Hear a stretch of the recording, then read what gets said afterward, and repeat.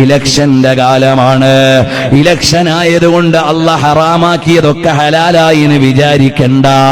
50% പെണ്ണിന് സംവരണമുണ്ടെന്ന് കരുതി മതം നിഷിദ്ധമാക്കിയത് ഹലാലായിട്ടില്ല, വിലക്കിയത് ഹലാലായിട്ടില്ല. അന്യ സ്ത്രീ പുരുഷൻ സമ്പർക്കത്തിന്റെ നിയമം മാറ്റിവെച്ചിട്ടില്ല.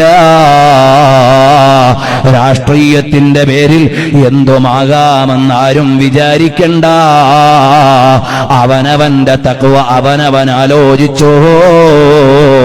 നിന്റെ കൂടെ ഖബറിലേക്ക് വരാൻ, വോട്ട് പിടിക്കാൻ കൂടെ വരുന്ന നാട്ടുകാരില്ല.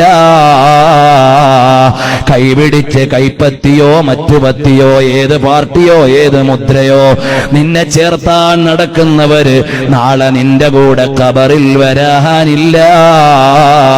വോട്ട് തന്നവരില്ല, വോട്ട് പിടിച്ചവരില്ല, കൂട്ടുപിടിച്ചവരില്ല, സ്ഥാനാർത്ഥിയാക്കിയവരില്ല.